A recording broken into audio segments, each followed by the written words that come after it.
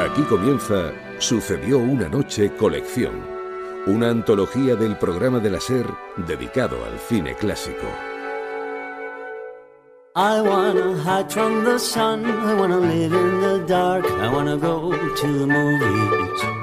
Nobody's waiting outside, but I feel alright, 'cause I'm here on my own. I can kiss Marion and Jane, I can sing in the rain, I can be Superman. I'll never come out again. Las estrellas míticas, los grandes directores, las películas inolvidables. Dirige y presenta Antonio Martínez. Hola, muy buenas a todos y bienvenidos al último programa de Sucedió una noche colección. Este rato dedicado al cine con el que os hemos acompañado hasta ahora a lo largo de todo el verano y que no es otra cosa que una especie de grandes éxitos de Sucedió una noche, el programa de la SER y el canal TCM dedicado al cine clásico. Si hemos logrado entreteneros y hacer que las historias sobre el cine de todas las épocas que os hemos contado os interesen un poquito, habremos logrado nuestro objetivo. Pero vamos, como siempre, a presentaros el resumen de contenidos que tenemos para hoy. Vamos a recordar a uno de nuestros villanos favoritos, el rey del terror sin máscara. Tiene 7 años, es bueno, obediente y muy educado, pero él quiere ser como Vincent Price, su ídolo soñado. Repasaremos la carrera de una gran actriz y cantante española, Ana Belén. Una de las cosas que me hacen seguir en esta profesión es porque sé que sigo aprendiendo. Pues vamos a hablar de películas que se basan en un mismo esquema, un grupo de personajes encerrados. Lo que debemos hacer es pensar por qué estamos aquí. Quien nos ha encerrado podía habernos matado, pero no lo ha hecho. Debe querer algo de nosotros. Y viajaremos en el tiempo para asistir a la primera proyección del cinematógrafo en París el 28 de diciembre de 1895. Cuando el tren corría hacia la pantalla a toda velocidad, los espectadores gritaban, porque creían que corrían el peligro de que los arrollaran. Nosotros estamos listos. Si vosotros también, empezamos. I wanna hide from the sun, I wanna live in the dark, and I'll never come back. El espectáculo está a punto de comenzar, pero no se alarmen ustedes, no les cobraremos la entrada.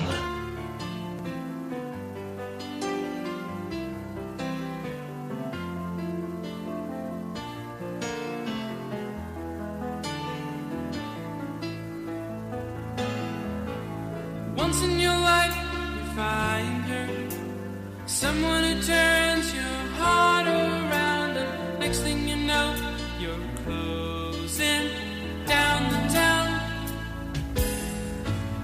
Wake up and it's still with you, even though you left your way across town. Wondering to yourself, hey, what have I found? When you get caught between the moon and New York City, I know it's crazy, but it's true. You can get caught between the moon and New York City. Best that you can do, best that you can do is fall in love. Y como siempre, entre reportaje y reportaje escucharemos unos cuantos temas de bandas sonoras. Hemos comenzado con Christopher Cross y esta canción de la película Arthur el soltero de oro, que en 1981 protagonizaron Dudley Moore y Liza Minnelli. Y nuestro primer reportaje tiene como protagonista a una de las grandes estrellas del terror clásico. Boris Karloff, Bela Lugosi, Christopher Lee, Lon Chaney. Esta lista se nos queda coja si no sumamos al menos un nombre más, el de Vincent Price, uno de los villanos favoritos del cine, sobre todo de la llamada Serie B. Vamos a recordar su carrera y su figura. Darkness falls across the land. The midnight hour is close at hand. Tenía una voz profunda y cavernosa, llena de matices. No es extraño, por tanto, que hiciera de narrador en muchas películas, que interpretara a Simón Templar el Santo en la radio durante años, o que el rey del pop recurriera a él para su disco más famoso. Hi, this is Michael Jackson. And this is Vincent Price inviting you to The Thriller. Y lo cierto es que la voz y la risa de Vincent Price provocaban más escalofríos que todos los zombies que veíamos salir de las tumbas en el videoclip de Thriller.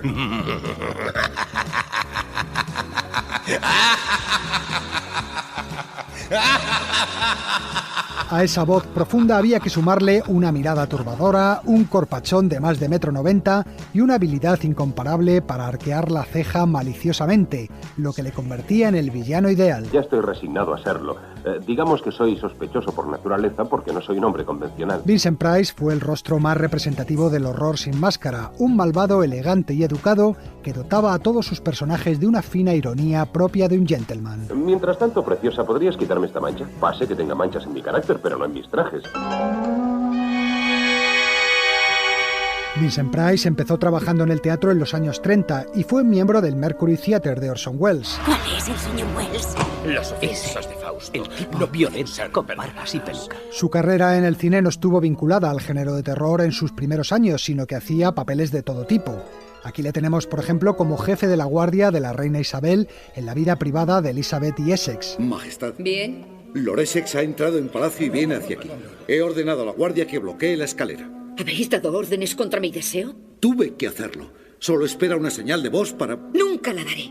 ¿Protegéis vuestro pellejo o el mío? Haciendo de Cardenal Richelieu en Los Tres Mosqueteros. Reforzad la guardia en todos los caminos y cerrad las puertas de París hasta que el cadáver de D'Artagnan sea depositado aquí en mi propio palacio o su persona encerrada en la Bastilla.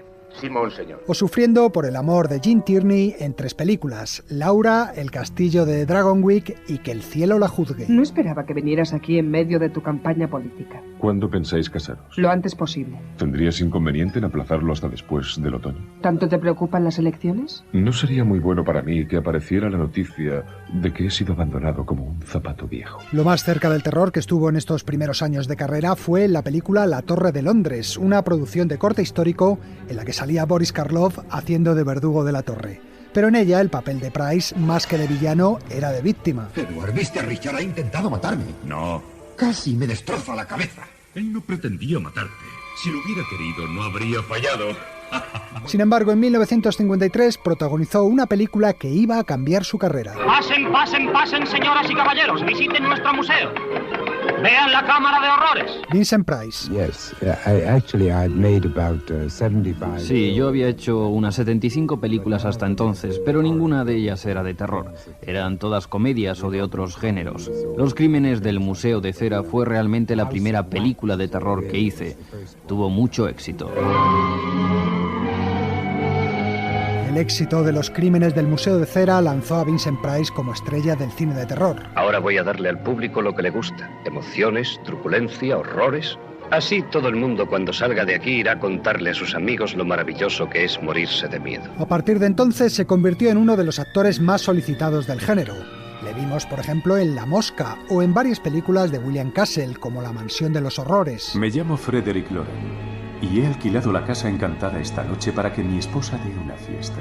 Habrá comida, bebida y fantasmas. Y tal vez incluso asesinatos. Siempre con ese aire elegante a la par que maligno. No obstante, Vincent Price seguía trabajando en películas de otros géneros. Se utilizan viejas en la tarea de engrase para que se deslicen los bloques. Si alguna muere, nada se pierde. ¿Tú qué eres, un maestro de obras o un matarife? Si tuviéramos que suspender el trabajo cada vez que se cae una vieja, nunca se terminaría la ciudad. En Los 10 Mandamientos, por ejemplo, interpretaba al maestro de obras. Pero a finales de los años 50 entró en contacto con otro personaje que habría de ser también clave en su carrera: Roger Corman. El rey de la serie B le convirtió en protagonista de una serie de adaptaciones cinematográficas de relatos de Edgar Allan Poe. Corman tenía un gran talento como director. Tomaba la historia, que en su mayoría eran relatos cortos, y de ella creaba una película. Pero no era un trabajo fácil porque había que hacer un film de 90 minutos de un relato que solo daba para unos 20 minutos, de ahí su talento. Creaba una serie de ambientes y situaciones especiales al principio y al final de cada película, originales suyos, y dejaba la novela completa de Poe en el medio de la película.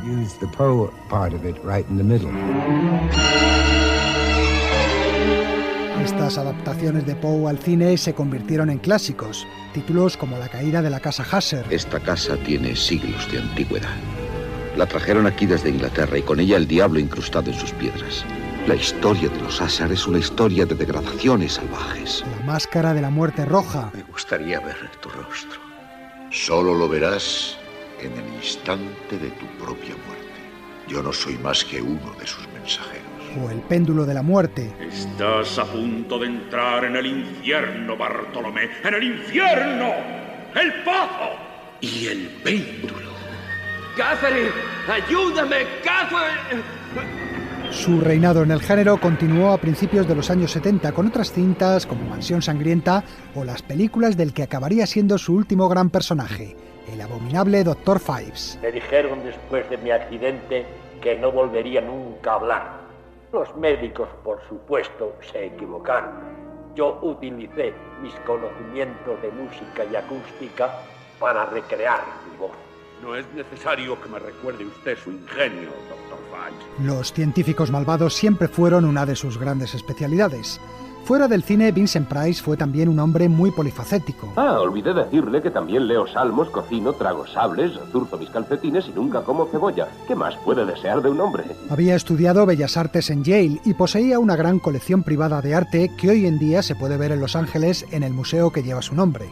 Tuvo también su propia galería y en los años 60 firmaba una columna sobre arte en varios periódicos. Pero hay más. ¿Qué tal los almuerzos? Fantásticos almuerzos. Un día, otro día, otro... Los almuerzos suculentos con él estaban asegurados, ya que era un gran cocinero. Escribió varios libros de cocina y participaba en un programa de televisión como gastrónomo. Durante los años 80 presentó una serie de terror en la televisión, pero ya para entonces padecía enfisema pulmonar y no podía trabajar demasiado. En 1987 participó en la película Las ballenas de agosto, junto a dos actrices míticas, Lillian Gish y Bette Davis. ¿Cree que se puede vivir demasiado? Nunca se vive demasiado. ¿Incluso si uno sobrevive a su época? Cada uno tiene su tiempo, incluso hasta el final. El tiempo de Vincent Price se estaba agotando. Su último papel en el cine se lo dio uno de sus mayores admiradores, Tim Burton. Vincent Malloy tiene 7 años, es bueno, obediente y muy educado, pero él quiere ser como Vincent Price, su ídolo soñado.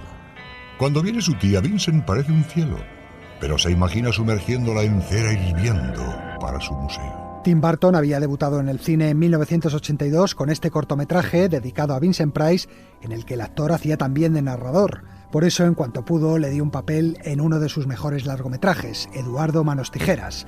Price interpretaba al creador del extraño ser al que daba vida Johnny Depp. Ya sé que todavía es pronto para celebrar la Navidad, Edward, pero tengo un regalo para ti.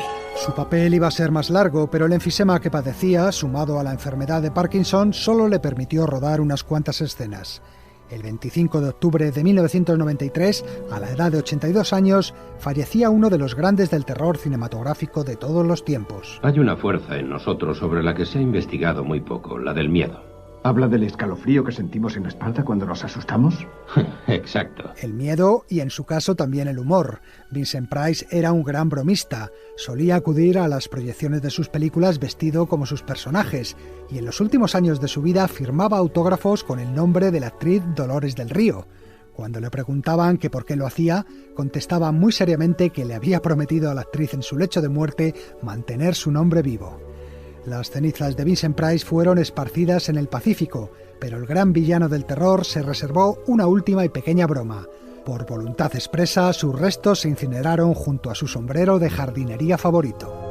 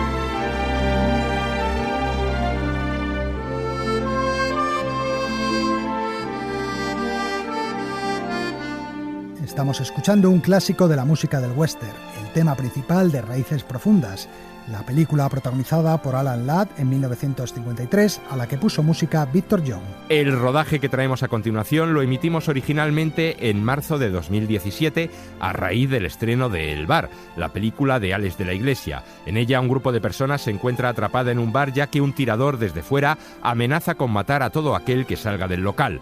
Ese argumento nos hizo rebuscar en nuestra videoteca para encontrar otras películas que comparten ese mismo esquema. Y la verdad es que no son pocas. Cambian los escenarios, cambian los personajes, pero efectivamente el esquema es casi siempre el mismo. Tenemos un arma, palas, comida, una radio. Tarde o temprano vendrá alguien y nos sacará de aquí. Varias personas encerradas en un lugar que deberán colaborar entre sí para sobrevivir, superar los conflictos y rencillas personales y encontrar juntos la manera de salir de ese sitio. Ahora pueden seguir como un grupo asustado y culparle a él, a mí y al gobierno por meterles en esto. Pero si quieren sobrevivir esta noche, deberán ahorrar su energía y trabajar juntos. Son películas que transmiten la claustrofobia tanto física como psicológica. ¿Qué te pasa, tío? Cuando era pequeño, mi hermano me encerró en un maletero 6 horas. Odio los espacios cerrados. Lo que faltaba. Vamos a establecer diferentes categorías atendiendo a los escenarios y a las motivaciones del encierro. Para empezar, tenemos el tipo encerrados en casa sin saber muy bien por qué. Era lo que ocurría en el clásico de Buñuel, El ángel exterminador, donde se nos mostraba a los invitados a una fiesta que no pueden salir de una habitación sin que haya ningún motivo aparente que les obligue a permanecer allí. ¿Qué me dicen de esta situación? ¿Por qué no se fue usted anoche con su novia? No sé, como todos.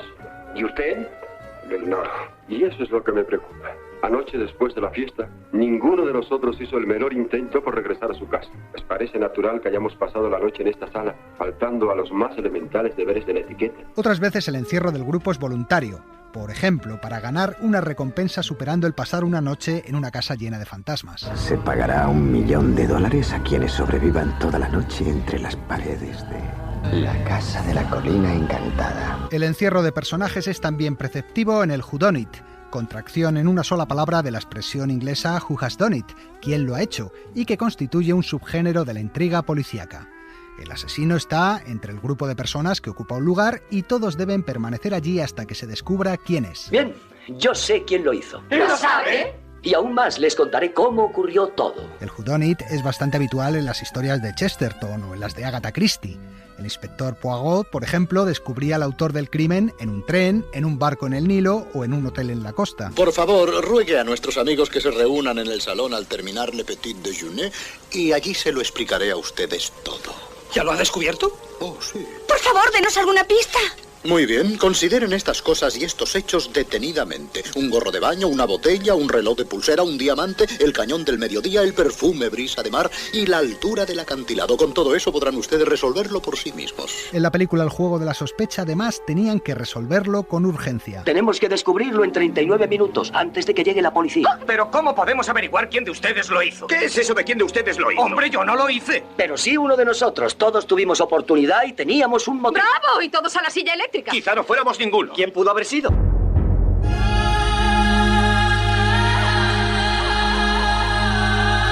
También tenemos el tipo personajes que se encierran para protegerse de una amenaza exterior.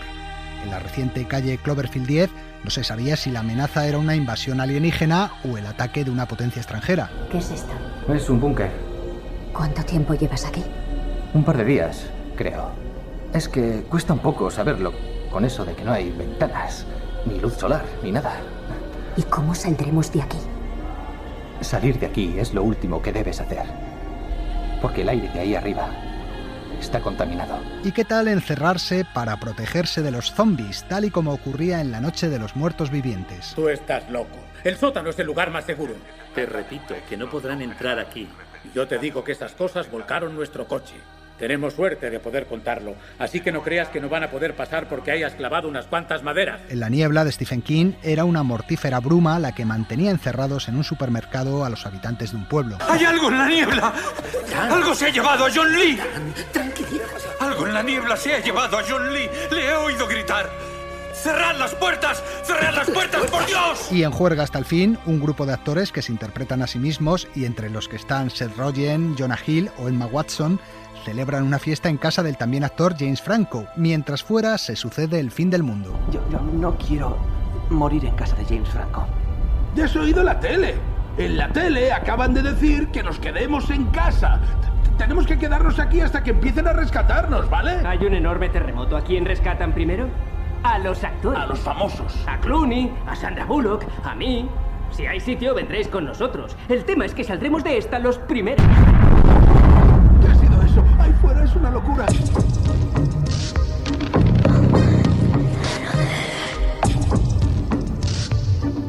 Luego tenemos el modelo de la saga Saw, personajes que no saben ni cómo, ni cuándo, ni por qué llegaron allí. Lo que debemos hacer es pensar por qué estamos aquí. Quien nos ha encerrado podía habernos matado, pero no lo ha hecho. Debe querer algo de nosotros. En la película Mentes en Blanco, por ejemplo, 5 hombres se despiertan encerrados en un almacén sin recordar nada. Pronto descubren que su situación está relacionada con un secuestro, pero no saben quiénes de ellos son los secuestradores y quiénes los secuestrados. Pues está claro que aquí hubo problemas. Bien, hubo una pelea y McCain y Coles intentaron escapar. Si fueron capturados, nosotros debemos ser los secuestradores. Si no, uno es Coles y otro McCain. Exacto. ¿Y el otro? Da igual, debemos unirnos para salir de aquí. También tenemos la saga Cube, o Cube, como dirían algunos, con personas atrapadas en un lugar extraño, una especie de laberinto lleno de habitaciones en forma de cubo, en las que hay diferentes peligros mortales que solo superarán utilizando el ingenio. ¿Cómo es posible que antes no me diera cuenta? ¿Cuenta de qué? Por lo visto, si alguno de los números es primo, el habitáculo tiene trampas. Ese habitáculo es seguro. Un momento. ¿Cómo puedes suponer que hay trampa basándote en lo de los números primos? No lo supongo. El del incinerador era primo. Era 83. El de la química molecular, el 137. El del ácido, el 149. ¿Recuerdas todo eso de memoria? Tengo facilidad para hacerlo. Una variación española de las películas de Cube es La habitación de Fermat, en la que 4 matemáticos deben resolver un enigma en una sala que empieza a menguar. Esta pared se está moviendo. En menos de una hora esta habitación debe el tamaño de un ascensor. Y hablando de espacios pequeños, ¿qué tal Atrapados en un ascensor? ¿Puede caerse el ascensor? Lo dudo. Porque debemos de estar como en la planta 20, colgados en el vacío. ¿Podríamos dejar de hablar de eso, por favor? Es lo que ocurre en la película La trampa mortal, en la que varias personas están encerradas en un ascensor. Para colmo, una a una comienzan a ser asesinadas sin que se sepa quién es el criminal y cómo ha conseguido matarlas en tan reducido espacio. ¡Dejen de pelearse ahora mismo! ¡Basta ya! Vamos a mantenerles a salvo y les diré cómo. Que cada uno se ponga en un rincón y ponga las manos contra la pared para que todos vean que nadie va a hacer nada. Venga. ¡Ahora!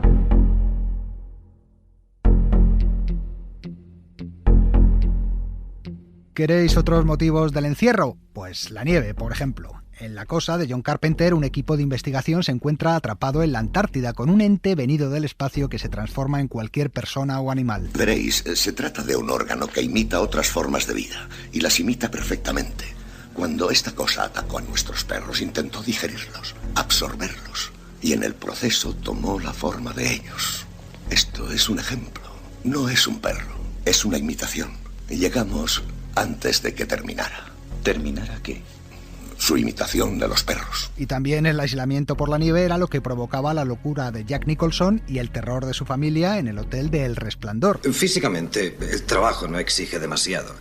Lo único que quizá llegue a hacerse insoportable durante el invierno es la terrible sensación de aislamiento. Bueno, eso es precisamente lo que estoy buscando en este momento. Estoy dándole vueltas a un nuevo libro y 5 meses de tranquilidad es justo lo que necesito. Eso es estupendo, Jack, porque para algunas personas la soledad y el aislamiento llegan a ser un problema. Podemos describir una variante más, atrapados en un medio de transporte.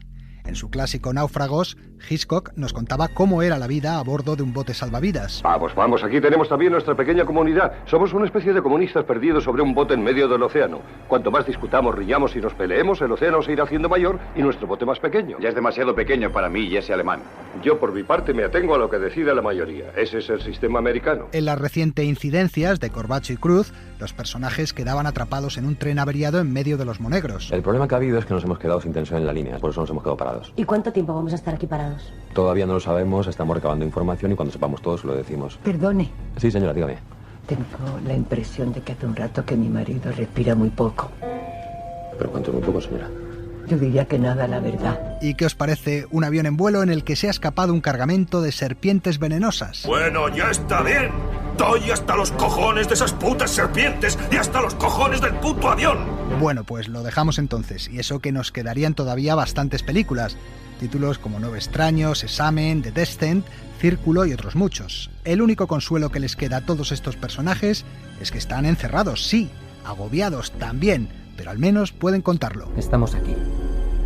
Estamos vivos. Eso significa algo.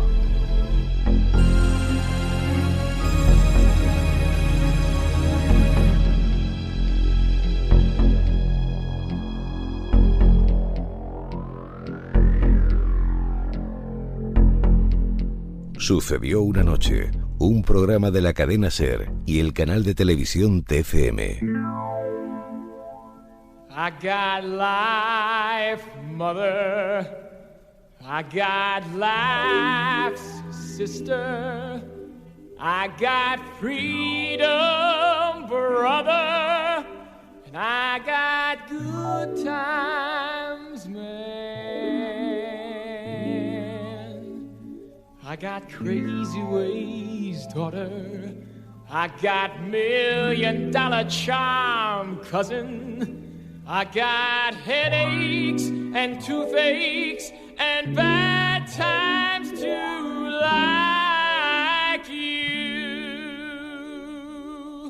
I got my hair, I got my head, I got my brains, I got my ears, I got my eyes, I got my nose, I got my mouth, I got my teeth, I got my tongue, I got my chin, I got my neck, I got my tits, I got my heart, I got my soul, I got my back, I got my ass, I got my arms, I got my hands, I got my fingers, got my legs, I got my feet, I got my toes, I got my liver, got my blood, I got life, mother, I got life, sister, I got freedom, brother, I got good times, man, I got crazy ways, daughter, I got $1 million charm, cousin, I got headaches and toothaches and bad times too, like you. Este que canta es el actor Treat Williams en uno de los mejores números musicales de la película Hair de Milos Forman, aquel en el que el actor canta y baila sobre la mesa del banquete de unos ricachones mientras estos van apartando platos y candelabros a su paso. I Got Life es su título. Y ahora vamos con un poco de cine español. En la ceremonia de los Goya de 2017 el premio de honor fue para la actriz y cantante Ana Belén. Nosotros aprovechamos entonces ese momento para darle un repaso a su trayectoria y este es el reportaje que le dedicamos. Como el vino y la sal, como el aire y el pan, así es Pilar. En 1972, Víctor Manuel compuso este tema, Canción para Pilar, para su mujer, Ana Belén, porque Ana Belén se llama en realidad María del Pilar Cuesta Acosta, una madrileña de la Glorieta de Embajadores que nació el 27 de mayo de 1951. Su padre era cocinero en el Hotel Palace y su madre portera de una finca. Fue en el colegio cuando salió por primera vez a escena para actuar en un cuento, El enano saltarín, y desde muy pequeña comenzó a inscribirse en concursos musicales de la radio. Ahora llega Maripili Cuesta. Maripili Cuesta con el maestro Aguayo. Escuchen ustedes el ritmo de la lluvia. Ojo el ritmo de la lluvia al respirar y al caer me dice dónde está. Me dice que ya tengo que olvidar tu amor, tu nuevo amor nació. En 1964 ya era conocida en las emisoras de radio, en Radio España y aquí en Radio Madrid, como una nueva niña prodigio como Rocío Dúrcal o Marisol. Y gracias a las actuaciones en esta emisora debutó en el cine. Hola, Ana Belén. ¿Sabes por qué aplauden? Acabamos de terminar aquel número que Campo Pepe pensó para ti. ¿Para ella? ¿Para el público? ¿Para todos?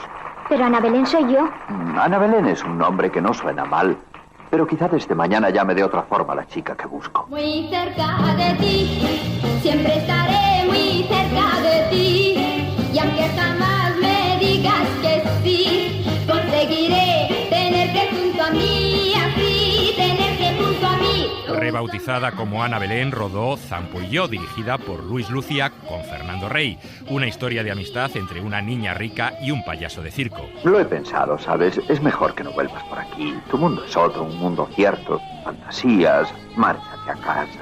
Hoy también me han echado de otra parte. No, yo no. Yo no te echo, Ana Belén.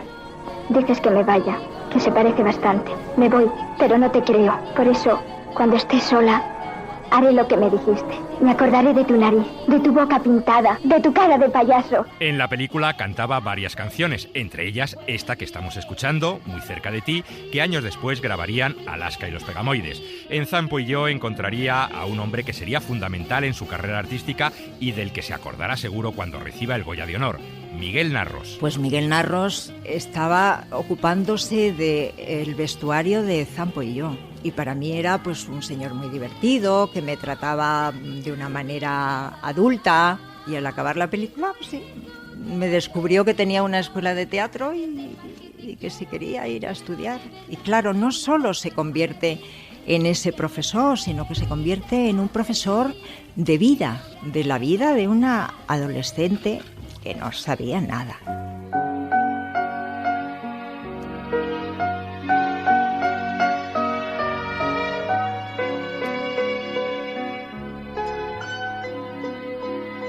Zampo y yo no fue nada bien comercialmente y Ana Belén comenzó de la mano de Miguel Narros una brillante carrera teatral.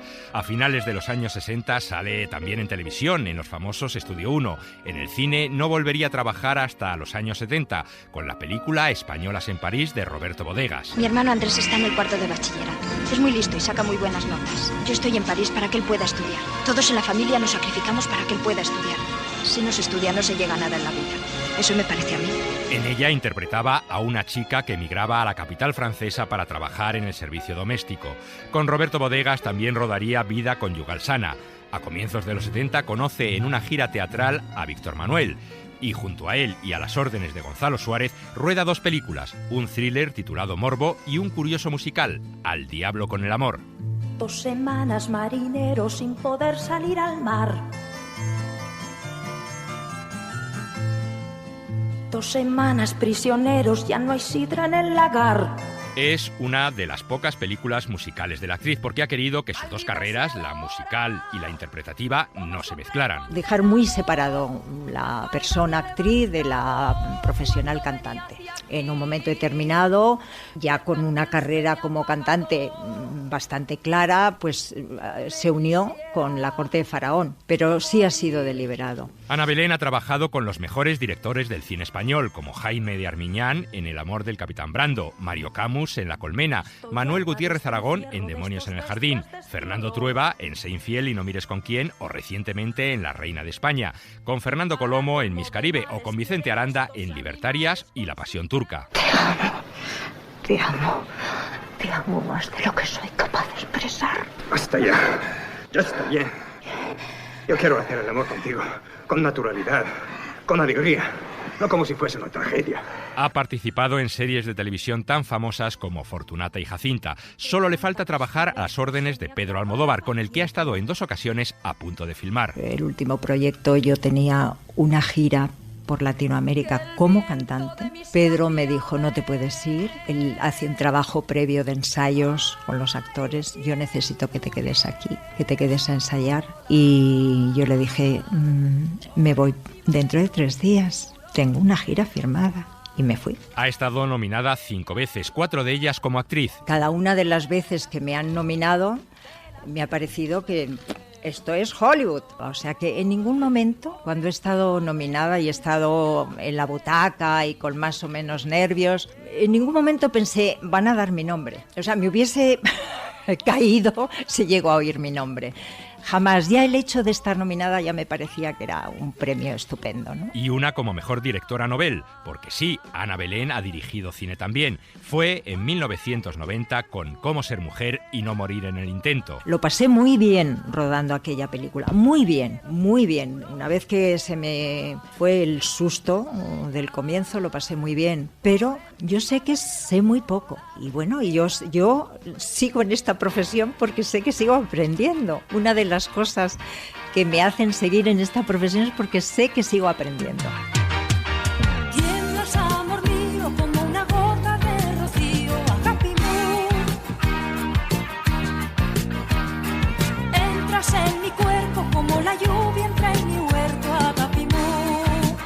Ana Belén llevaba 12 años sin hacer cine. Desde que estrenó Cosas que hacen que la vida valga la pena, no la llamaban para ninguna película. Me han hablado muy bien de esta película. ¿Quién? No me acuerdo. ¿Y a ti? No, a mí es que me gustan mucho las películas chinas, de luchas y eso. Esta no es de luchas. No, ya, de misterio. Sí, de misterio, pero un poco especial. Chino. Sí, es chino. Yo tengo algo que ver con los chinos. ¿Ah, sí? Mi mujer vive con un chino. Uy, no he conocido nunca a nadie que viviera con un chino. Se pueden callar. Hasta que Fernando Trueba le ofreció un pequeño papel en La Reina de España. Y me encantaría hacer más cine, sinceramente. Me gustaría muchísimo porque es un medio que siempre me ha gustado mucho, me he encontrado muy a gusto.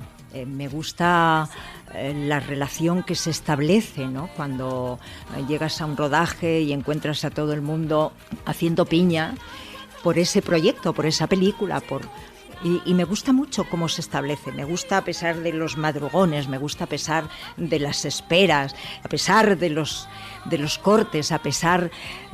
Me gusta el cine. Así que espera que la sigan llamando e incluso tiene claro el papel que le gustaría hacer. Pues un personaje que se lo pudiesen ofrecer a un hombre, por ejemplo. Son personajes muy ricos, con muchas aristas y... Bueno, pues un personaje así, por ejemplo. Me siento con energía. Y espero que me sigan ofreciendo trabajos en el cine, sinceramente. Y cuando recoja el Goya de Honor, brevemente echará la vista atrás para recordar a todos los que le han ayudado a lo largo de estos más de 50 años de carrera artística. Yo sí quisiera hacer hincapié, ¿no?, en la gente que desde que empecé en esto me ayudaron, incluso antes de entrar en la profesión me ayudaron, y dentro de la profesión pues tantos directores con los que he tenido la suerte de trabajar, pero por encima de todo ello, tantos actores con los que he trabajado y que he estado a su lado, y que creo que soy un poco el engarce, ¿no?, entre diferentes generaciones.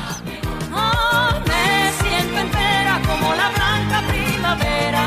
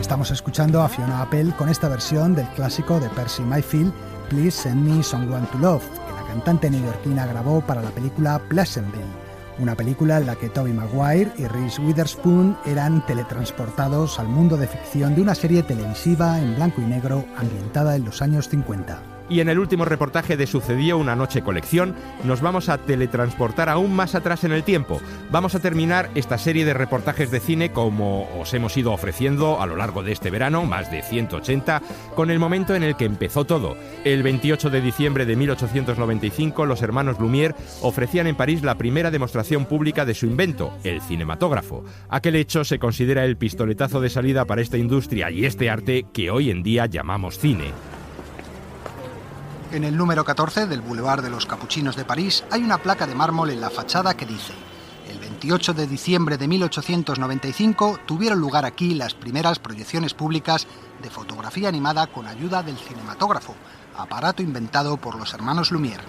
Esa placa es lo único que queda hoy en día del Salón Indio del Gran Café, que se levantaba aquí hace 120 años. En realidad, la primera exhibición del cinematógrafo se iba a celebrar en principio en el Folies Bergère, pero los hermanos Lumière optaron finalmente por este sencillo local decorado al estilo oriental y de dimensiones reducidas, pensando que si el acto resultaba un fracaso pasaría más inadvertido.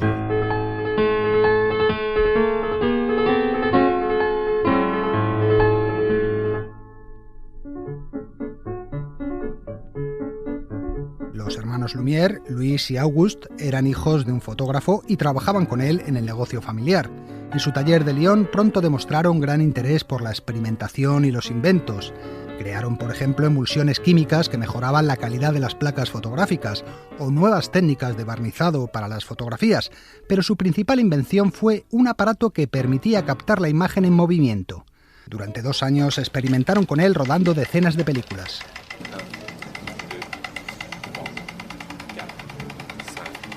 El aparato era el resultado de avances sobre otros inventos anteriores, como la llamada linterna mágica, que mediante trucajes ópticos permitía la proyección de imágenes fijas que daban la sensación de movimiento, o el kinetoscopio, una caja en la que el espectador, aplicando su ojo a un ocular, veía una sucesión de fotografías que al pasar rápidamente parecían moverse.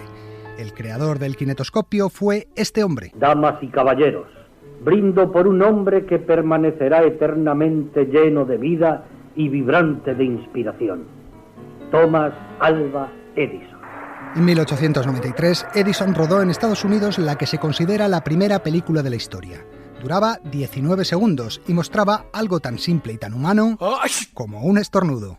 El invento fue presentado pocas semanas después en la Exposición Universal de Chicago de 1893, de ahí que los estadounidenses se atribuyan la invención del cine.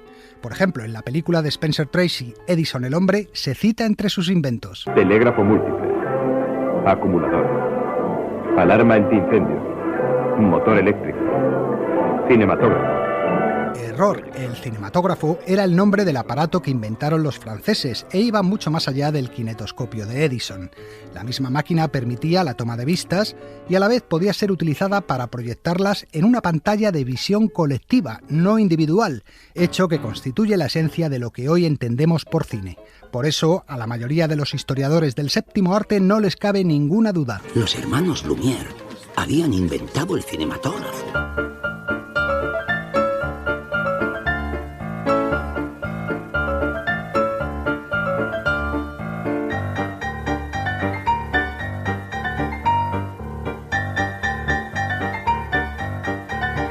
Aunque ellos eran de Lyon, los hermanos Lumière decidieron que París era la ciudad más adecuada para la presentación pública de su invento.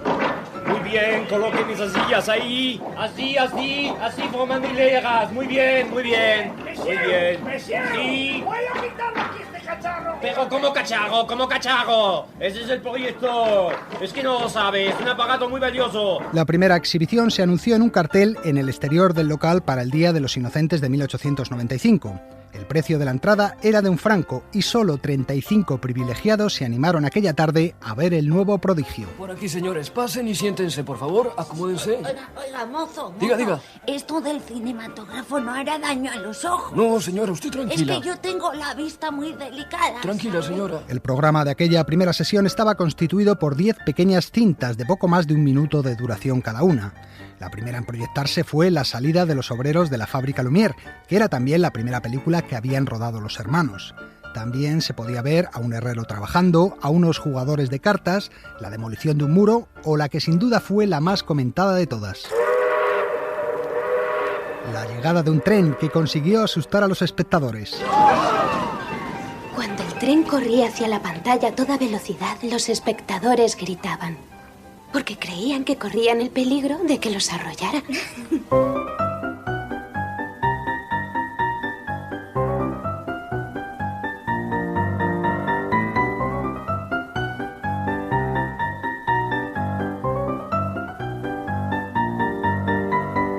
La gente salió entusiasmada de la exhibición. Pronto el boca a boca corrió por todo París y los diarios de la capital francesa se hicieron eco del invento. El cinematógrafo es verdaderamente notable y constituye uno de los adelantos más maravillosos alcanzados por la ciencia en el siglo actual. Una semana después, las colas recorrían el Boulevard de los Capuchinos. ¡Vean el asombroso cinematógrafo! ¡Una maravilla de la civilización moderna! Nadie quería perderse el espectáculo. ¡Les aterrarán, damas y caballeros! Dentro verán imágenes en movimiento. El programa original se enriqueció con nuevas cintas, como El regador regado, la primera película cómica de la historia en la que un jardinero miraba por la boca de su manguera y acababa recibiendo un remojón. Durante varias semanas se celebraron sesiones en el Gran Café, siempre con éxito. Al mismo tiempo, los hermanos Lumière no dejaban de rodar nuevas cintas para satisfacer la demanda. ¿Podríamos ver alguna de sus películas? El tiempo no ha sido amable con estos viejos films. Muchas se han perdido, otras están en mal estado, pero la Cinemateca francesa conserva en la actualidad más de 1.400 películas que los Lumière rodaron entre 1895 y 1905.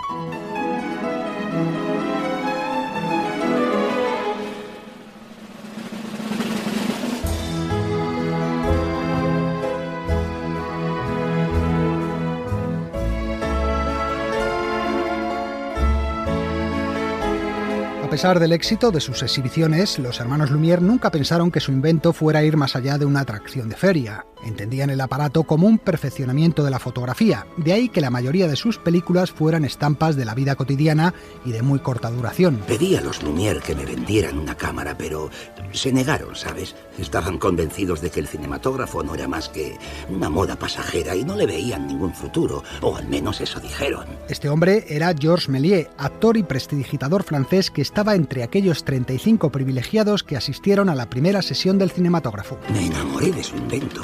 ¿Cómo podía no formar parte de aquello? Era como una nueva forma de magia. Méliès construyó su propio aparato copiando el de los Lumière. En el jardín de su casa levantó un gran invernadero y lo equipó con todas las innovaciones escenográficas del teatro, creando así el primer plató de cine del mundo. Al principio filmaba películas similares a las de los Lumière, pero pronto empezó a experimentar, a usar trucos fotográficos y a rodar pequeñas historias, la mayoría de ellas de fantasía, que maravillaron al público de la época. Entró en una sala oscura y en una pantalla blanca vi un cohete que volaba. Hasta entrar en el ojo del hombre de la luna. Entraba directo en el ojo. ¿De veras? Dijo que era como ver sus sueños en mitad del día. De esta forma, Georges Méliès se convirtió en el primer autor cinematográfico. Después vendrían otros muchos pioneros. Lo que comenzó como una simple atracción, pronto se convirtió en algo más, cuando los primeros cineastas descubrieron que podían usar el nuevo invento para contar historias.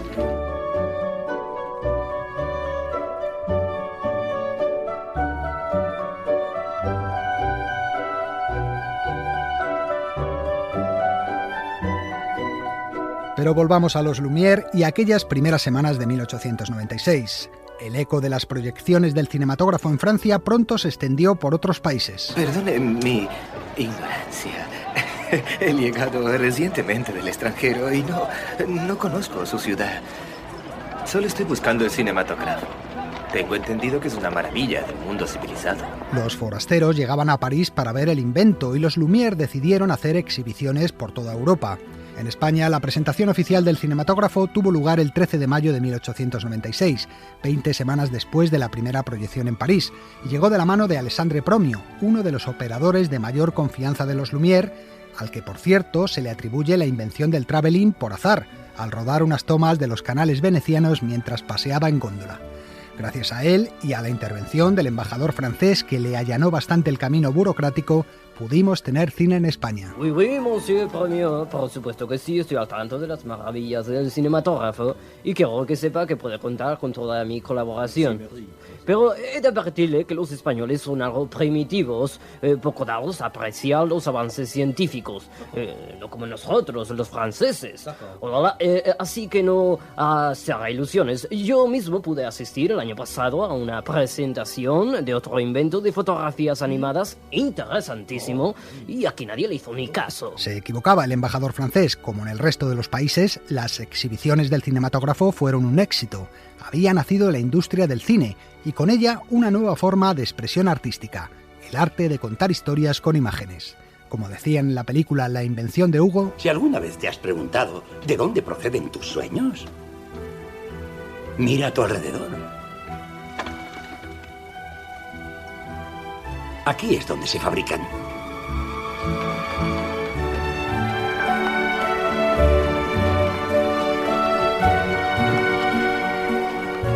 Sucedió una noche, un programa de la cadena SER y el canal de televisión TFM. Bueno, pues termina el programa de hoy y termina también Sucedió una noche colección. Ha sido un placer acompañaros en estas noches de julio y agosto, como ha sido también un gusto y un honor haber hecho para vosotros Sucedió una noche en estos 4 años que el programa ha estado en antena en la SER, siempre con la colaboración del canal de cine TCM. Nuestro programa tenía 2 objetivos. Por un lado, apelar a la memoria y a la nostalgia de los oyentes que tienen ya una cierta edad, recordándoles tantas y tantas películas maravillosas, directores, estrellas e historias sobre el mejor cine de todos los tiempos. Y por otro, dar a conocer a las nuevas generaciones todo ese cine que existe más allá de la última película de superhéroes, del último taquillazo o del último actor que se pone de moda. Si hemos conseguido, aunque sea un poquito de esos 2 objetivos, nos sentiremos muy felices. Pero bueno, nos vamos a despedir como lo hacemos siempre, con música de cine. En este caso, con este tema de la película Los puentes de Madison, compuesto por el propio Clint Eastwood. Un saludo para todos de parte de Elio Castro y Antonio Martínez. Y hasta siempre.